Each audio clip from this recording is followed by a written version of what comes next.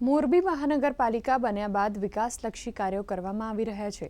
Urban health centre, સરકારી ઇમારતો અને શહેરના અનેક વિસ્તારોમાં નાના બગીચાઓ બનાવવામાં આવી રહ્યા છે। મોરબી મ્યુનિસિપલ કમિશનર સ્વપ્નિલ ખરેએ જણાવ્યું હતું કે આવનારા સમયમાં મોરબીના નાગરિકોને હરવા ફરવા માટે વિવિધ સ્થળ મળી શકે તે માટે બગીચાઓના નવીનીકરણ સહિત જાળવણીનું કાર્ય કરવામાં આવી રહ્યું છે।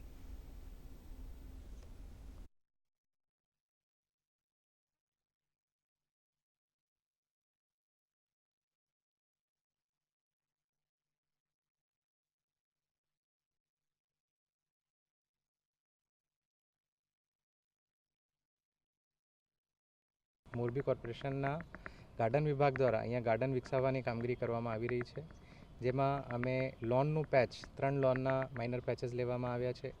સાથે સાથ સારી બાઉન્ડ્રી ફેન્સિંગ કરીને મહેંદીથી કરવામાં આવે એ સૂચના પણ આપેલી છે અને ઘણા બધા વૃક્ષો પણ આમાં લેવામાં આવ્યા છે। અને હવે આગળ જતાં મોરબીને નવા ગાર્ડન્સ મળે એના માટે ઘણા બધા માઇનર આ રીતના પેચેસ જે આપણને મળતા હોય છે એના માટે પ્રયત્ન કરવામાં આવશે।